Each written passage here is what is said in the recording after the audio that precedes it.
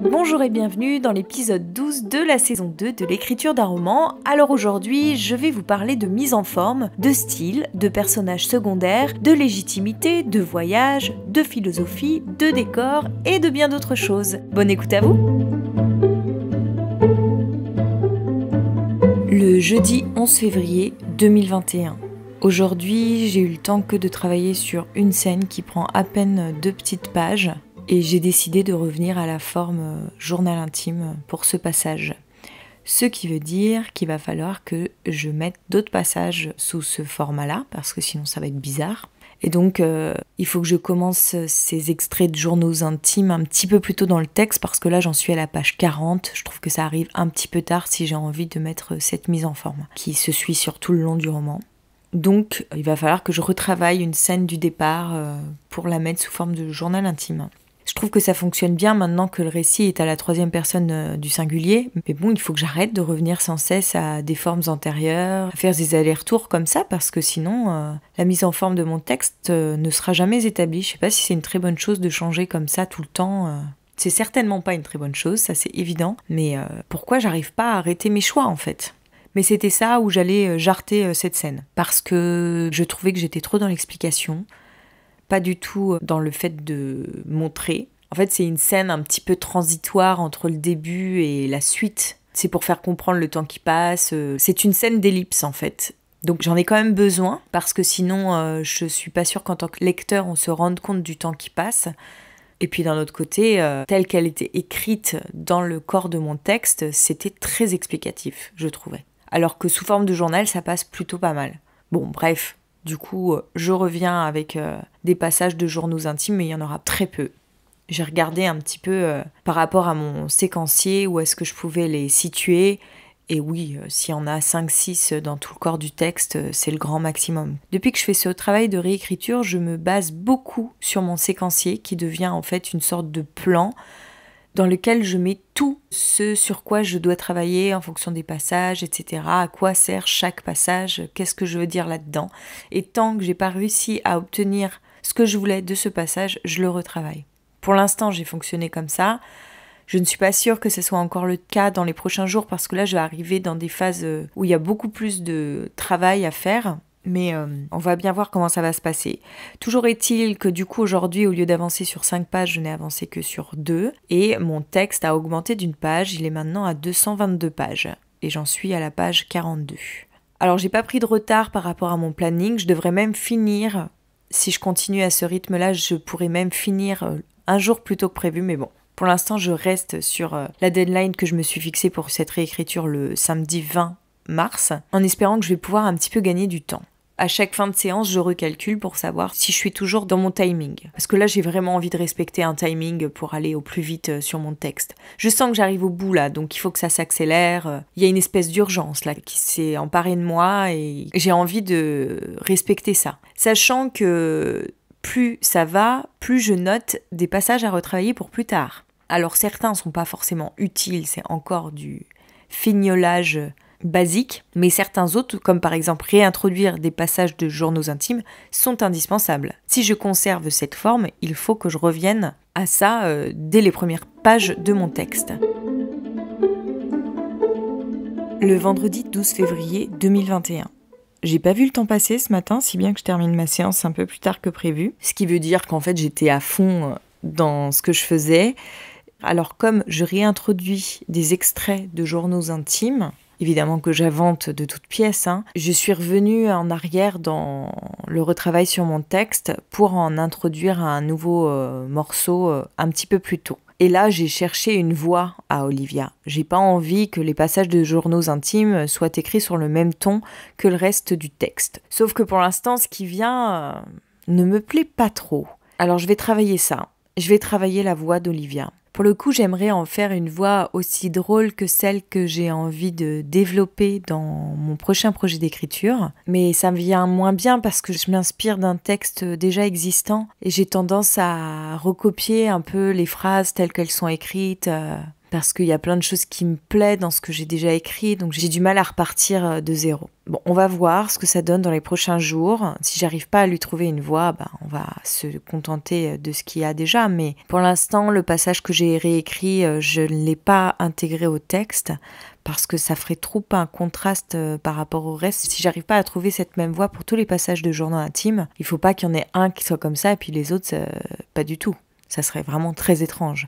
Pour l'instant, ce qui me plaît pas, c'est que c'est très proche d'un langage parlé. On dirait presque plutôt un monologue interne plutôt qu'un passage de journal intime, alors que j'ai vraiment envie que ce soit un passage de journal intime. Je sais pas comment je peux travailler comme ça sur le style. Faut que je vois un peu dans les livres que je lis quels sont les différents styles, comment ils se construisent. J'ai envie un peu de m'inspirer des derniers romans que j'ai trouvés un peu drôles et poétique dans la manière de raconter les choses. Je peux peut-être essayer d'écrire comme ça. C'est en copiant finalement qu'on arrive à trouver sa voix au fur et à mesure. Au début, on fait du plagiat et puis après, on s'en extrait. Bon, je vais voir comment je vais faire. Du coup, là, aujourd'hui, j'ai pas du tout avancé dans mon texte. J'en suis toujours à la page 42. Et demain, je reprends à la page 40, justement, sur cet extrait de journal intime. Donc là, j'ai peur de me mettre hors délai en faisant ce travail-là. C'est encore en fait une amélioration que je vais apporter à mon texte. Si j'arrive à faire ce que je veux faire, ça va vraiment lui donner un peu plus de corps. Parce que là où moi je suis assez inquiète par rapport à cet écrit, c'est que il ne propose pas une langue originale. Et souvent je remarque que les premiers romans qui ont du succès, ce sont des romans qui ont une vraie langue, qui maîtrisent bien l'intrigue, mais en plus qui proposent une voix différente, qui change un peu de l'habitude. Bon, faut pas que je fasse un truc pour plaire aux gens.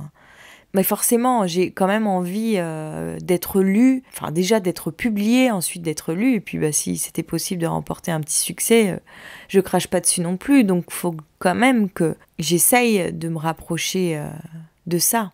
Là, je suis en train de lire le livre de Jack London, Profession écrivain, et il parle beaucoup de ça justement dans son livre. Comment se faire un nom, il explique que pour un jeune auteur inconnu, il s'agit d'abord de se faire un nom et que pour ça, il va devoir faire mieux que les auteurs qui ont déjà un nom et qui sont publiés, qui peuvent se permettre d'être un peu plus médiocres. C'est peut-être pour ça d'ailleurs que les premiers romans sont intéressants, parce que c'est des gens qui ont dû se déchirer pour faire quelque chose qui soit accepté dans une maison d'édition. Alors que les auteurs établis, ils ont moins besoin de travailler pour arriver au même résultat. Lorsque je sais que la prochaine fois que je vais reprendre mon roman, je vais devoir m'atteler à ces passages de journaux intimes, à les réécrire pour leur trouver une voix, j'ai pas du tout envie de m'y remettre.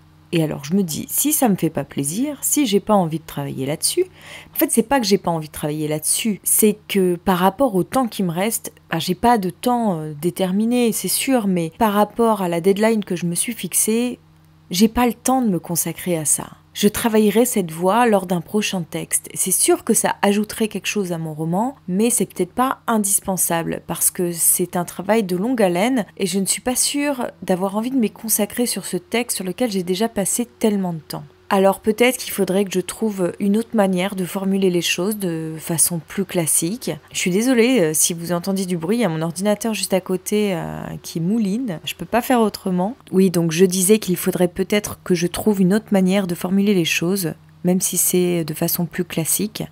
Si j'ai voulu remettre un passage de journal intime sur ce moment, c'est que j'avais l'impression que c'était quelque chose qui était en trop, qui n'était pas forcément indispensable au texte, même si ça pouvait permettre de marquer une ellipse. Mais est-ce que j'ai vraiment besoin de marquer une ellipse ? Est-ce que je peux pas le faire d'une autre manière que de me servir de tout un passage pour pouvoir la marquer ? Est-ce que ce passage est vraiment utile ? Bon, c'est une question que je vais me poser demain. Je préfère avancer dans les corrections et laisser de côté les choses sur lesquelles je pourrais retravailler, mais sur le long terme, plutôt que de m'y arrêter et puis de perdre complètement le fil de mes corrections, de devoir tout reprendre à la base. On va y aller par paliers là. Là, j'avance, je corrige, je remets en forme les choses qui ont besoin d'être remises en forme. Et une fois que j'aurai fini tout ça, j'espère le 20 mars, et dans ces cas-là, en fonction de là où j'en suis, soit je reprends des passages, soit je considère que mon livre est abouti et je peux commencer à me consacrer à l'envoyer à des maisons d'édition. Le samedi 13 février 2021. Je viens de retravailler sur une scène qui normalement arrivait beaucoup plus tard dans le roman. Et là, dans mon nouveau découpage, je l'ai déplacée et elle me semble beaucoup plus légitime à sa nouvelle place. Donc j'ai dû changer l'un des personnages parce que normalement le personnage qui apparaissait dans cette scène n'arrive que beaucoup plus tard dans le roman. Donc là, je l'ai changé avec un autre personnage, mais bon, finalement ça fonctionne assez bien. C'est à se demander si les personnages secondaires ne sont pas un peu trop mal construits parce que finalement ils sont interchangeables. Pour le coup... Oui, c'est vrai que moi, en fait, la construction de mes personnages est beaucoup axée sur mes deux personnages principaux qui prennent toute la place. Et les personnages secondaires sont comme un espèce de paysage lointain. C'est un peu voulu, en fait. Je pense que c'est pas utile de leur donner plus de corps. Bon, en tous les cas, moi, ça me semble pas utile. Je sais que c'est important, la construction des personnages secondaires, mais dans ce roman en particulier... ça n'a que peu d'incidence sur l'intrigue et sur l'histoire en général, donc je suis pas sûre que ça soit indispensable. À voir, peut-être que c'est pas l'avis que j'aurai quand je retravaillerai mon texte avec un professionnel, mais bon, pour le moment, moi, ça m'apparaît comme ça. Bref. Et je suis super contente parce que c'est une scène que j'aime particulièrement, mais qui jusqu'à présent ne trouvait pas sa place dans le roman. Alors je l'avais gardée parce que, comme vous le savez déjà, j'ai du mal à me débarrasser de scènes que j'aime, même si elles n'ont pas leur légitimité dans le corps du texte. Et là, à la place où je l'ai mise, là elle est totalement justifiée et je pense qu'elle est au bon endroit. Donc je suis assez contente d'avoir pu la mettre. Et là, du coup, j'en suis à la 48e page. Oui, parce que normalement, j'aurais dû reprendre sur mes passages de journaux intimes ce matin, sauf que j'ai décidé de mettre ça de côté pour le moment. J'aime pas trop la manière dont j'ai écrit ce passage de journal intime hier. J'aime pas la voix que prend Olivia, je trouve que c'est une voix assez vulgaire, à la limite du langage parlé. C'est pas du tout comme ça que j'ai envie de mettre ces passages de journaux intimes. Alors peut-être que elle n'a pas vraiment une voix propre dans ces moments, mais comme tout le reste du texte est écrit à la 3e personne, le fait qu'on passe au jeu crée quand même une différence qui lui donne un semblant de voix. Je réfléchirai plus tard à la justification de ces passages de journaux intimes. Est-ce qu'ils ont leur place ou pas ? Est-ce que c'est important qu'ils soient là ou pas ? Ça, je verrai ultérieurement. Pour l'instant, je préfère avancer sur les corrections autour de mon texte. En fait, là, je fais comme si j'avais une deadline à respecter qui n'est pas celle que moi je m'impose, qui serait une deadline extérieure à moi, et que je n'ai pas le temps de m'appesantir sur ce genre de détails. Donc là, je suis toujours dans les temps. Si j'ai refait un petit calcul à l'instant, et je termine toujours le 20 mars comme prévu. Et là, aujourd'hui, je vais avoir un petit peu plus le temps de travailler sur mon texte puisqu'on est en week-end. Donc ça, c'est cool. Je vais prendre mon petit déjeuner là et puis je vais m'y remettre. Je suis assez contente. Là, il me semble que les 47 premières pages fonctionnent bien, que l'attention du lecteur est maintenue tout au long, qu'il n'y a aucune scène en trop, que tout est plutôt bien amené, que c'est assez démonstratif et pas trop descriptif, qu'on est beaucoup dans l'action plus que dans l'explication. Ça me semble fonctionner assez bien. À voir maintenant ce qu'il en sera pour les prochaines pages. Là, j'arrive quand même dans les parties de mon texte qui sont moins bien travaillées que le début. Enfin, c'est déjà ce que je vous disais la dernière fois, mais là, comme j'ai replacé une scène qui arrivait beaucoup plus tard dans le corps de mon texte et qui était très bien travaillée parce que c'est une scène à laquelle je tenais, elle demandait pas beaucoup de retravail. J'aimerais peut-être juste l'allonger un peu pour une montée en tension un peu plus intense chez mon lecteur, mais bon, c'est pas forcément indispensable. Je pense que je vais redemander à ceux qui l'ont lu qu'est-ce qu'ils ont ressenti à la lecture de cette scène. Est-ce qu'ils ont ressenti ce que j'ai envie de faire ressentir au lecteur ou pas ? Et s'ils me disent oui, je pense qu'il n'y a peut-être pas besoin de l'allonger. Parce que je sais exactement ce que j'ai envie de provoquer chez mon lecteur avec cette scène. Je vais pas vous dire parce que sinon je vais vous spoiler, mais j'ai très précisément en tête ce que j'ai envie de faire passer dans ce passage. Hier, en écoutant l'interview de Sœur Chalandon dans le podcast L'Acquis de Thomas Louis, d'ailleurs que je vous conseille par ailleurs, qui est assez intéressant, je me suis un petit peu reconnue dans cette interview parce que Sorge Chalandon se pose à chaque fois la question de sa légitimité en tant que raconteur d'histoire. Est-ce qu'il a le droit de raconter cette histoire ? Là, il parle de son livre qui vient de sortir, je m'excuse, je me souviens plus du titre, où il prend pour personnage principal une femme qui apprend qu'elle est atteinte d'un cancer. Donc forcément, il se pose la question de sa légitimité pour raconter cette histoire et il explique pourquoi. En gros, sa femme a elle-même été atteinte d'un cancer, il l'a vu changer et c'est ce changement qu'il avait envie de raconter. Et en plus de ça, lui-même a été atteint d'un cancer. Donc ça lui donnait d'autant plus la légitimité d'écrire cette histoire.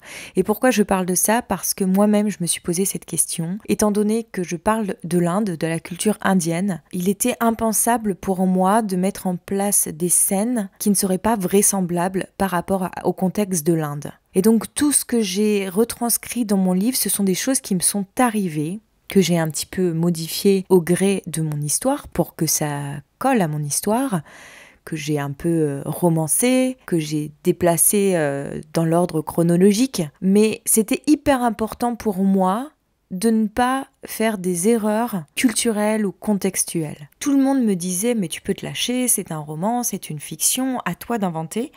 Sauf que moi, j'avais pas envie d'inventer des choses qui n'auraient pas pu se passer dans la réalité. En ça en fait un roman très réaliste, mais je pense que du coup, ça permet de donner un regard plus nuancé sur l'Inde, que je ne retrouve jamais ou très rarement dans les lectures que je lis de livres qui se passent en Inde.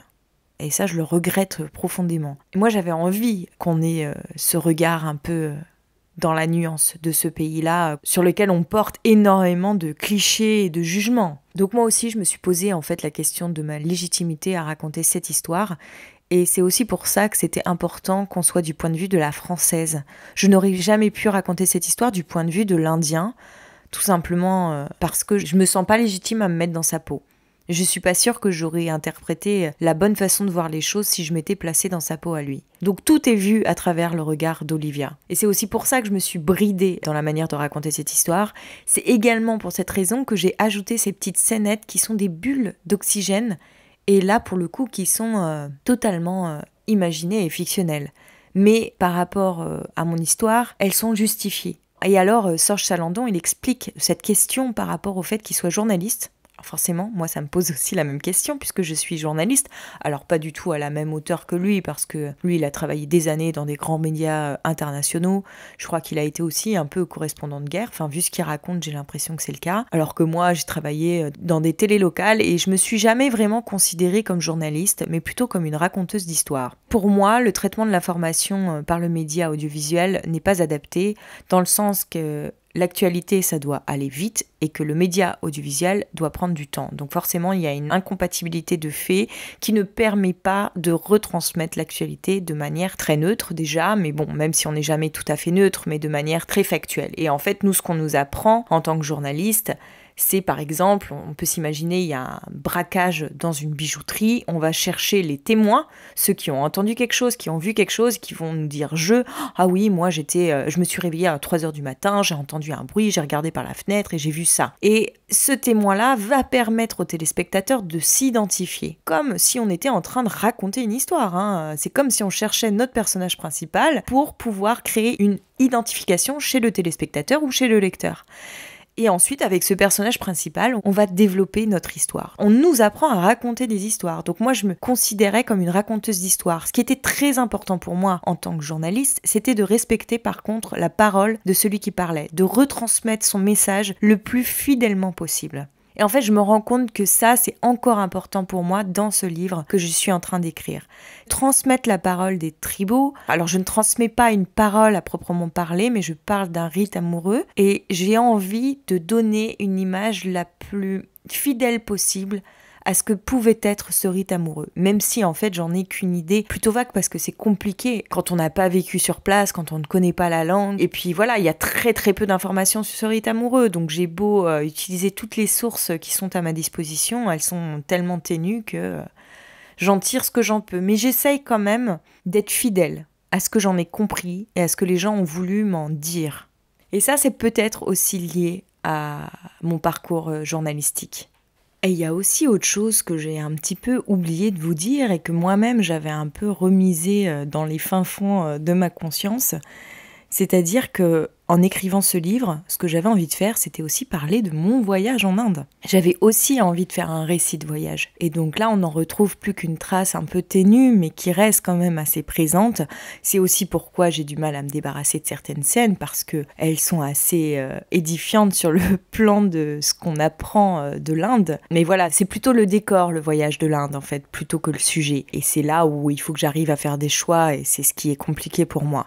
Oui, j'ai envie que l'Inde se dévoile en filigrane dans ce texte. C'est mon décor et il faut qu'on le sente vibrer autour de mes deux personnages. C'est mon décor et presque un troisième personnage en fait, parce que la culture indienne est quand même extrêmement présente dans la relation qu'entretiennent mes deux personnages. Et je me suis souvenu qu'avant de commencer l'écriture de ce texte, je lisais énormément de récits de voyage que j'ai toujours beaucoup apprécié.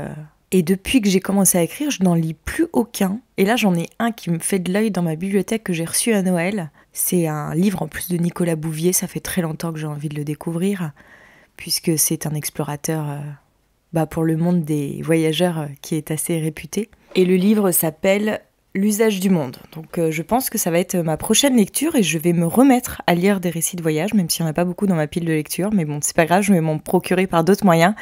Parce que, en plus que d'être un livre de littérature blanche, c'est aussi un récit de voyage. C'est un petit peu à la lisière entre ces deux genres, en fait. Il faut pas que je l'oublie, ça. Et ça, j'avais un petit peu tendance à le laisser de côté. Mais non, ça fait partie de mon roman.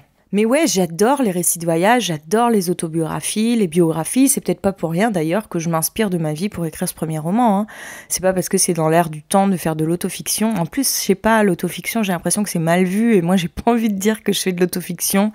Mais je crois que plus j'en entends parler, plus ça doit quand même bien y ressembler. Enfin, j'en sais rien en fait, parce que je me suis jamais trop renseignée sur ce qu'était l'autofiction. Moi, j'ai fait un truc que j'avais envie de faire comme ça. Je voulais pas raconter ma vie parce que tel quel, ça n'avait peut-être pas trop d'intérêt. J'avais envie d'être dans la fiction parce que moi, ce sont les histoires qui m'intéressent et la construction dramaturgique avec une intrigue. Ça, c'est ce qui me plaît dans un livre. Donc, j'avais envie qu'on retrouve ça dans mon propre livre. J'avais aussi envie de raconter l'Inde que moi j'ai découverte parce que c'est aussi une autre chose qui me plaît. Et puis, j'avais envie de parler d'amour parce que c'est encore un autre sujet qui me plaît. En fait, j'ai essayé de faire un mix de toutes les choses qui, moi, me semblent les plus intéressantes.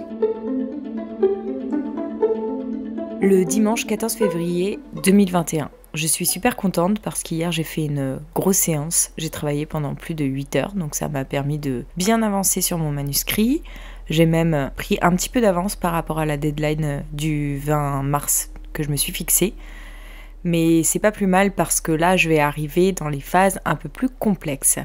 Là, j'ai aussi travaillé aujourd'hui et je m'arrête parce qu'il y a toute une scène qu'il va falloir que je réécrive de manière beaucoup plus synthétique, que je change un peu d'angle d'attaque pour rentrer un peu moins dans les détails afin de garder bien en tête l'idée générale que j'ai envie de transmettre avec cette scène. Il y a encore des passages qui ont sauté, que j'ai retirés du texte parce qu'ils ne me semblaient pas utiles, pas indispensables en tous les cas. Mon manuscrit fait à présent 220 pages, j'en suis à la page 63. Je vais essayer de reprendre le texte à cet endroit-là demain matin. Je continue à écouter le podcast L'Acquis de Thomas Louis et là, je viens d'écouter l'entretien avec une philosophe. Et à l'écouter, je comprends mieux pourquoi j'ai toujours pensé que les philosophes ou ceux qui avaient une formation en philosophie ou qui s'étaient initiés à cette discipline, qui trouvaient un intérêt, faisaient aussi de bons écrivains. Et en fait, la manière dont elle parle de la philosophie, c'est, j'ai l'impression, le travail que font les écrivains, parce que souvent ils prennent un thème qu'ils essayent de développer dans une histoire. Et le thème, ils essayent de l'approfondir, savoir ce que ça veut dire. Par exemple, l'un de mes thèmes de mon livre est la peur. C'est quoi la peur ? J'en fais limite de la philosophie pour essayer de mettre en exergue ce que j'ai envie de dire par rapport à la peur. Qu'est-ce que ça représente la peur ? Pourquoi on a peur ? Qu'est-ce que la peur ? Ce genre de choses, c'est des questions d'ordre philosophique. Et tout cet approfondissement que je fais sur mon texte relève un peu de la philo. Et je me souviens que moi, c'était une matière que j'aimais particulièrement bien quand j'étais en terminale et dans laquelle je me débrouillais plutôt pas mal. C'était d'ailleurs une des matières dans lesquelles j'avais les meilleurs résultats avec l'art et la philo. Ça fait des bons bagages pour la vie. Bon, pas pour faire un boulot très classique, mais en tous les cas, si j'ai envie de devenir écrivain, je me dis que c'est quand même bien de commencer avec ces centres d'intérêt-là. Et oui, l'entretien avec cette philosophe, je suis désolée, je ne retrouve plus son nom, me donne carrément envie de refaire un peu de philosophie de manière un peu plus quotidienne, même si c'est pas grand-chose, 10 minutes par jour. Elle se sert de son Instagram apparemment pour publier des posts de philo. Genre le matin, en se levant, elle prend un thème et elle va tenter de comprendre ce que c'est. Et elle va en distiller quelques notes sur son fil Instagram.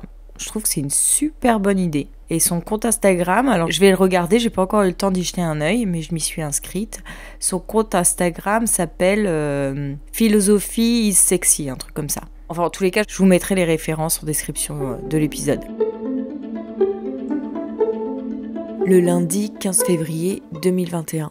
Je suis un peu frustrée ce matin d'avoir pas pu prolonger ma séance d'écriture, mais ça y est, le rythme de la semaine repart, donc je ne peux plus faire d'aussi longues séances que le week-end. J'ai pas autant avancé que ce que j'aurais voulu. J'ai travaillé que sur une scène aujourd'hui, alors que je pensais avoir le temps de travailler sur 2, mais en fait, la deuxième scène sur laquelle j'aurais dû m'appesantir, j'arrive plus à retrouver ce que j'avais écrit sur cette scène. Il me semble que j'avais un petit peu dessiné l'ébauche et je ne retrouve pas quand j'ai écrit ça. Mais peut-être que je l'ai inventé, je l'ai jamais écrit, donc bon. Je suis un peu frustrée là. Je vais repartir avec ça demain matin. En fait, la scène que je m'apprête à réécrire, il faut que je change son décor. Je la mette dans un autre décor que celui qu'elle a toujours eu. Et ça peut prendre un petit peu de temps. Mais sinon, j'ai fait le calcul, je suis toujours dans les temps par rapport à la deadline que je me suis fixée. Là, selon mon nouveau comptage, j'arriverai même à finir le 17 mars, mais je reste sur la deadline du 20 mars parce que peut-être qu'en ce moment j'accélère un petit peu le rythme, mais c'est pas dit qu'il n'y ait pas d'autres moments où je le ralentisse, donc bon. Je reste, c'est bien de gagner quelques jours, histoire d'avoir un peu plus le temps quand certaines scènes me prendront plus de temps.